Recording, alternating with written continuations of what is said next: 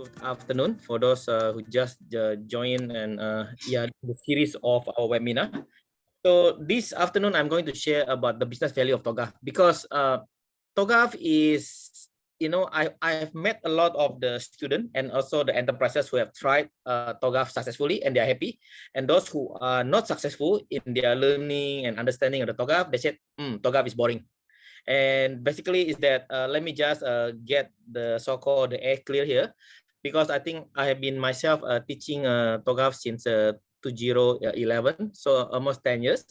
And so far, I have not come across any of my student or our student that said that TOGAF has been wasting my time, but they found it is very, very useful because of the practicality on the application of TOGAF itself. So I think nowadays, if you ask many successful enterprises who have done so-called enterprise architecture to drive digital transformation, I would say 99.99% they will adopt TOGAF. Okay, so I use the word just now. I have prefix adopt TOGAF. So you need to adopt TOGAF. You need to understand. Then after that, you need to adapt TOGAF into your business environment. So basically, in this afternoon topic, I'm going to share with you on the how can you deliver value of adopting the framework like TOGAF for your organization. So I will be touching very, very briefly. I think just now Kevin also has already mentioned about TOGAF standard. So I will just again touching a little bit so that we can get the same understanding. Then I will also share with you a couple of terminology that are used in the business architecture. Okay, the reason that I don't cover the entire terminology in the other domain like application, information, infrastructure, technology solutioning, because I think that one is all we align into the business. So the value delivery will be at that information, application, and the infrastructure or technology. But you want to review the value of EA, you have to reveal it at the business architecture level, right? That I'm going to share. Then there will be a technique of the modeling, how we can do that. So we have the business modeling, business capability, value stream, business scenario, and information mapping. Then after that, I will wrap up into the summary. So this just to wrap up on the, when we talk about enterprise architecture domain, there are only 4 domains. So far, the domain has not been reduced to 3 or to 5. It's only 4. Okay, so the first is called business architecture at the top. So business architecture basically is the domain where you try to understand, where you try to so-called to discover on the business opportunity or business concern or business challenges and how the architecture can address that. Okay, so that's the first thing first at the top level. Then from there, once you understand the so-called the challenges that business trying to address, then you map it with your application architecture. What application that I need to change in terms of the architecture? Do I need to re-architect my application? As well as do I need to re-architect my data so that my business concern can be addressed? Then the bottom part, you need to establish the technology or what I call it infrastructure. Whether you want to move it to the cloud, whether you want to go to virtualization, whether you want to go hybrid and etc. So that's where all the application data and technology to support the business. Okay, so this is in terms of the architecture domain. Then in terms of the standard, so basically TOGAF, they have what they call it architecture development method. So likelihood when you search TOGAF and you search the image, you will see these wheels. I'm going to explain this in the next slide. Then the next one is content framework. So content framework, I would say, is like a database, a meta model for the enterprise, right? So basically, there will be like in the strategy, what the thing you capture in the business process, what are the other thing you capture in the application collaboration, what are the thing you capture. So all that defined in the content framework. So content framework, in another word, is the layman term is the database for the enterprise. So far, nobody has this database defined because the database defined typically in the respective department, whereby every department knows what they do, but they don't know other department. And likewise, they also not intend to share with other department because to them is that it is my department intellectual property, right? Even you're working in the same company, but your likelihood to share because they got the political tension among the team. So that's why content framework coming in to break through the wall of the politics. That's the second one. The third one is capability framework, where you need to understand about the team competency and the capability that you have. This is about basically about people development, about improving your governance, your process, and etc. That's why just now Kelvin mentioned about the ITABOK, the ISA. There's got a skill set, a training that for you to wrap up your team. Then the next one on the guideline and techniques. So this way, whereby you adopt the enterprise architecture across multiple teams. Like, you don't have the EA team don't do the EA project once at a time. They might be doing hundreds or not 100, maybe 10, 20 of the parallel EA project. It's the same thing like the IT department. Today you have multiple projects. It's normal. With the multiple project manager. The same thing, eventually your architect grow. So this is where the guideline and techniques helping us how we manage and consolidate and merge and so-called split the job between various architect teams. Then enterprise continuum is where you have the continuity. That's why you need to have a single source of truth. That's where the tools like evolution playing a critical role here, because you need to maintain, you need to preserve your information, and you need also to be able to analyze using a technology, using a digital platform. This enterprise continuum playing a role. So these are the so-called the 5 TOGAF standards. And in terms of the input and output, so typically is that you'll be surprised, and many people that, oh, architecture, enterprise architecture should be very, very technical. I should call the engineer or principal engineer that worked for 20 years in my organization to talk to you. I said, no. Enterprise architecture is about business. You see here the input and output. If you see on the left, what is the input of enterprise architecture? Business vision and driver. Right? How many of us now working in IT understand the business vision and driver and able to translate, analyze, and after that relate to the technology that we are doing? So if you don't, it's the time to buckle up, because now is the era of digital.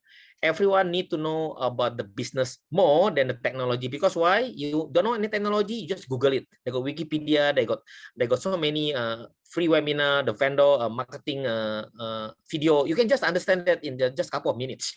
I wouldn't say about days. But to understand business vision and drivers, you might take days or months or years. So this is something that we need to be focused at when we are doing now the digital transformation. So business vision driver is very, very important as an input. We need to understand that. Then you see on the right-hand side the output. What is the output of the enterprise architecture? It's the capability. It's the business capability. Of course, it's realized through deployment of the system and etc. But this is where we measure our success. This is where we show the value of architecture. We develop or deliver new business capability, because capability will win you over competition. Capability will sustain the business. Capability will make us a winner, right? It's not that, oh, I got 200 projects, all the projects are going to be deployed this year, 200 of them. So what? You're going to create another 200 island to my organization? So you better use the word so-called sexier words, right? Business capability, because business capability is delivering value. Okay, so now let's zoom into the topic in the middle part. So how do we develop that? First, we need to get our capability ready. That's why TOGAF called architecture capability framework. So here I'm talking about people competency and also governance in place, and the structure of enterprise architecture office need to be ready first.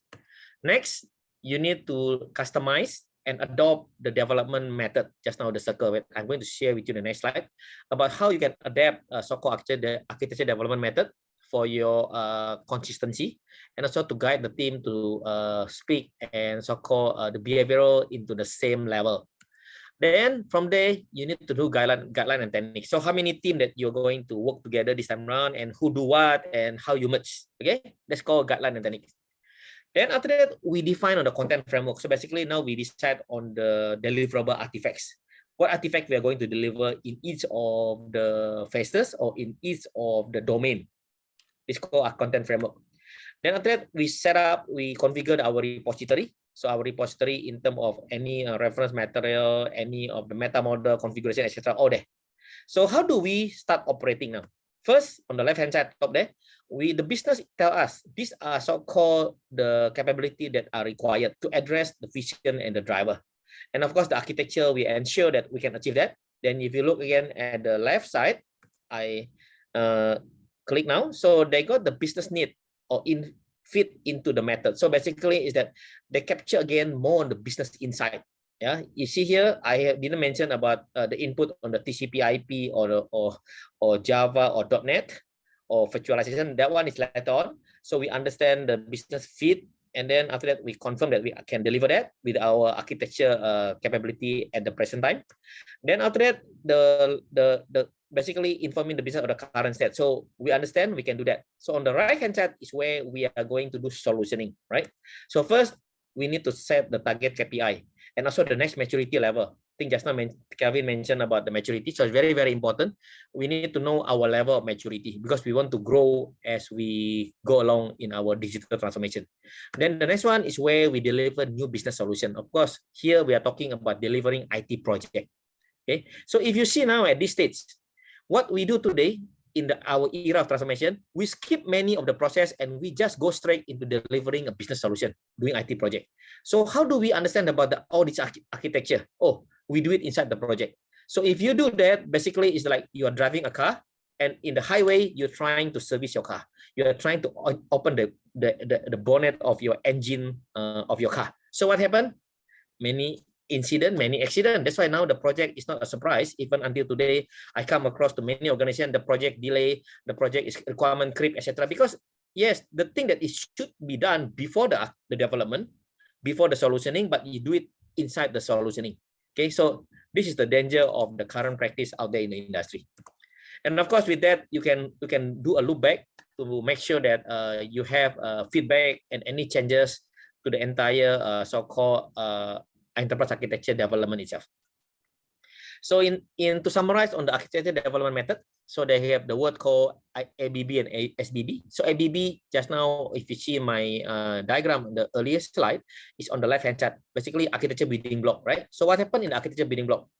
So before that, of course, they got the preliminary where we need to establish the governance, we need to get management buy-in, we need to establish principle, and we also need to prepare entire organization for the digital transformation.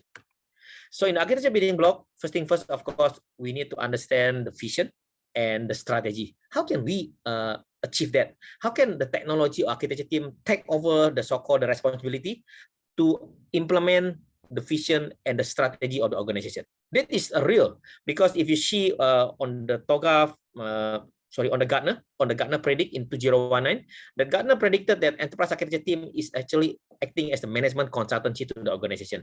Then after that, of course, last year, Gartner also mentioned that enterprise architecture make an organization to be intelligent, right? You call it now, of course, smart client, smartphone, smart enterprise. So it's the role of EA.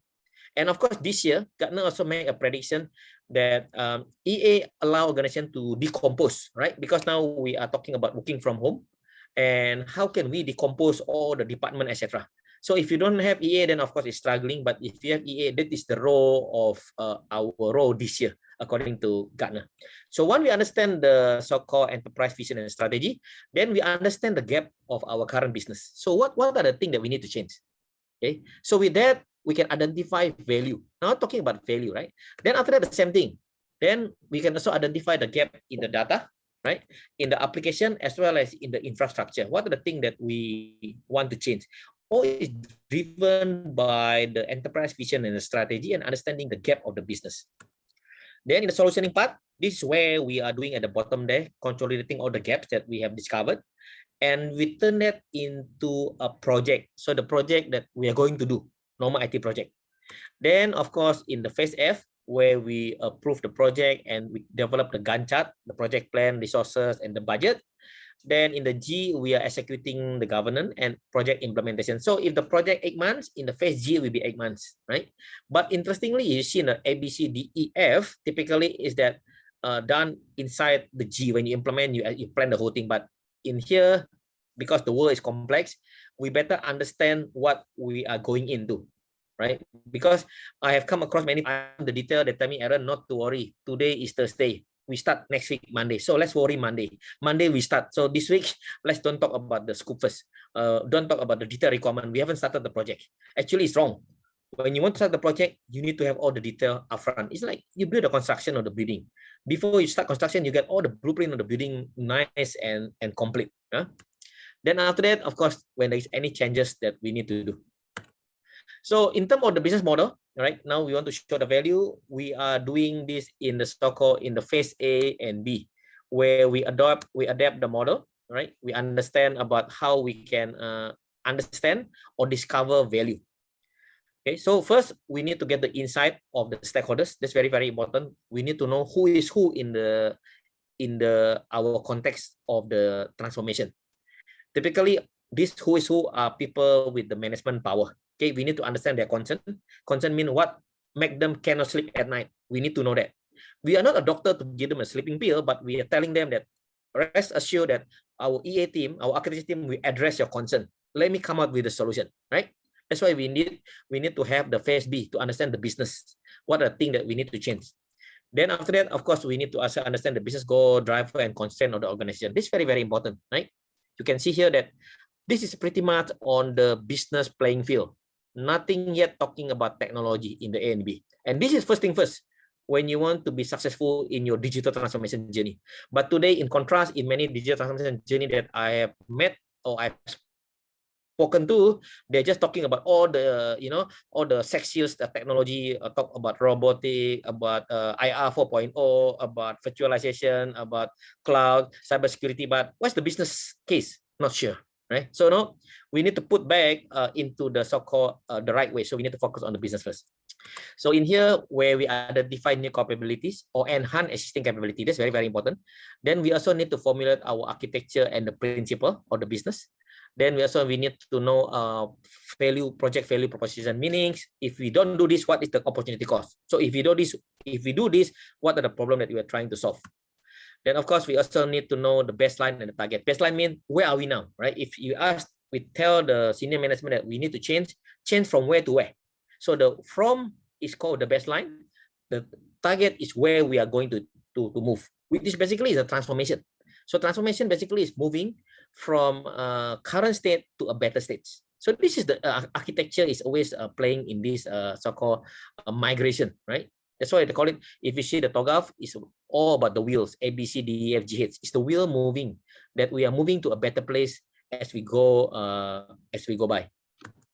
So the next one in the phase C, where we apply the business model for us to come up with our application data and technology architecture.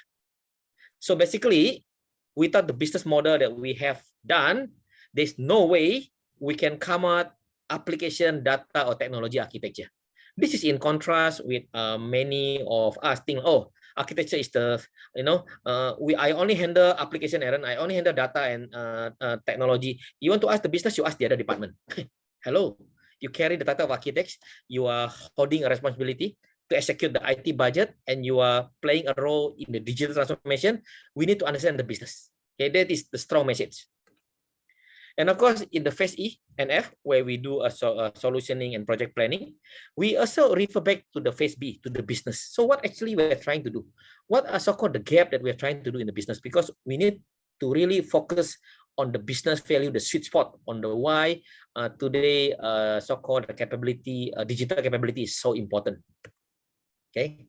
Then, of course, how we can also achieve or realize the strategy, because a strategy was created, and strategy typically is the KPI of our senior management. So our job is to help them to achieve and realize that strategy. Isn't it great if we can do that? Right? We definitely hold a much more power and much more so-called respected position in the organization, rather than a typical IT person that is just asking the budget for another project, and people label us as the cost center, but we need to turn it into the profit center. We want to help the business. We want to deliver value using a technology for the business. So let me just briefly touch base. It's just the introduction about the TOGAF standard. So hope you can get the gist of the why TOGAF is key and can help us to execute the transformation successfully. So key terminology, business architecture basically is about anything about business, from the capability, organization structure, information, roles, responsibility, function, product, policy, services, stakeholders, etc. Okay, so that's about business architecture that we need to know. The capability is actually the ability that the business may possess or exchange to achieve a specific purpose, right? So your capability basically is all about your offering, your business offering, and we need to get better and better. A business scenario basically is a technique for us to help to identify and understand and document the business needs. Okay, so basically it's about the technique and how we can capture and understand the key stakeholders. How do we interview the key stakeholders? This is where we can use the business scenario technique. I'll share with you more in the next couple of slides. So the next one on the business modeling, let me just give you the definition. So business model basically describe the rationale for how an organization create, deliver, and capture value. This is interesting, isn't it? we need to know this, because in everyone, if you are not in this so-called the business model value chain, our department, I can guarantee, will be defunct, or will be terminated, or will be ended, or will be merged to other department. Because why? Management, she said, this department no value. I don't see them doing a value, despite they got 30 people in the whole department. Unless you can show this, your department will be shrink and will be basically decommissioned. Basically, no more the department. Basically, you lose the job, right? So our job, we need to ensure that we need to know how to develop a business model. That's very, very important, because we need to show the value, right? Then the next one, of course, the business model can be abstract or in more detail. So let me just share with you on that. So the impact and the benefit of business model basically is that for business and IT leaders to have both common understanding. And of course, with the business model, we can accelerate strategic execution and alignment. That's very, very important. And of course, improve communication with the common vocabulary, because the model itself will tell us these are the things that we need to have. This information means something. And provide a common perspective, structure, and understanding. And of course, model artifacts highlight critical relationship between the element of the business. This is very, very important, because we want to know the dependency and also the impact analysis. Should one changes impact other department or other entity in the business. And of course, one of the example is the business model canvas.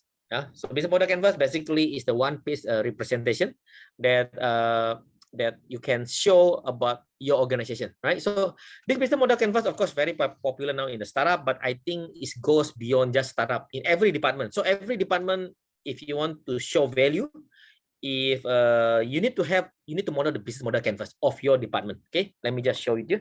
So this example on the particular business model for the retailer, right? The current state. So basically, we understand about the key partners, right? So the key partners could also be your internal department, and key activities actually what you do. And then key resources, basically, what are the resources that you are using? Then after that, got value proposition. Basically, what is the competitive advantage of your department or your business, right? Then after that, of course, your customer relationship, and also the channel. How do you provide distribution, right? Maybe you are delivering via a third party or etc. Then customer segment, what are your target audience, right? And then your cost structure, as well as your revenue stream. So if you can model like this for the baseline current state, then you can use the enterprise architecture concept in TOGAF. Then you can so-called define the target. Okay, the target means the yellow one is we don't touch, but the one in the brown box is something that we need to improve. After knowing where the organization is heading, so we can do some sort of so-called heat mapping like this, yeah, to show the changes. And of course, you need to document all this in detail. Then the next one, of course, on the business capability, right? So basically, just now I described on the ability, capacity of the business to exchange for a specific purpose, right? So basically, business capability describe what a business does. This is also very, very important, right? Every department, if you're working in IT department, or even you're working in the help desk, in the software development, you need to have your capability well defined, because this is where you need to show the value. Okay, so basically we need to understand about what need to be done by the business to support their overall mission. So you contribute to the success of your organization. That's called business capability.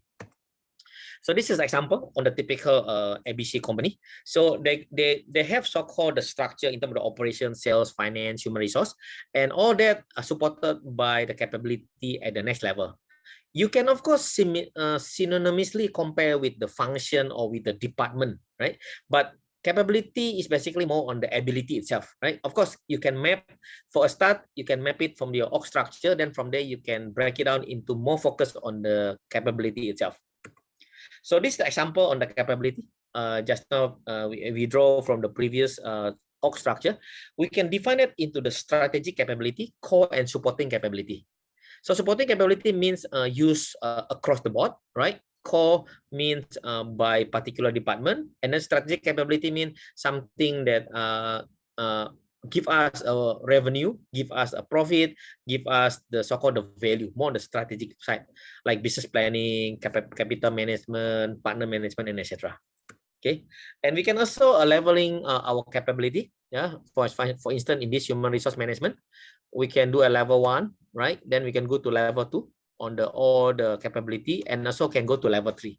Right? So typically, you don't want to go beyond level 3. It's not that cannot, but I think you want to focus not going into the granularity of a business artifact itself. So normally you stay at the level 1 and 2, and if necessary, if you need more detail, you go to level 3. Yeah. So business capability can also use a heat mapping, basically to show about where are our capability. Maybe you can tell that capability of last year, 2 years ago, this year, and next year, what's your target. So you can use some sort like a traffic light, right? Like the green mean the desired level, your target. Yellow mean less than a desired level, and red mean less than a desired level, 2 down, and purple mean non-existent. I mean, we really need this capability for us to achieve a success in our transformation or move up into the next maturity level. So this example, if we apply just now the heat mapping to our business capability, so this way we can have the so-called our strategy, our core, our supporting in terms of the level. So this way architect playing a critical role. And of course, when you have something that so-called not sufficient, that's where the architecture kicks in. That's where the development of architecture in terms of the business, data, application, and technology will help us to understand why are we not sufficient in our capability, because we need to achieve next level of capability. The next one is value stream. Okay, so basically value stream is the end-to-end collection that can result a positive results to a stakeholders.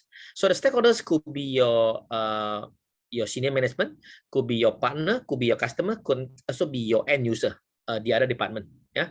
So of course, value stream, they have the name, description, stakeholder, and value.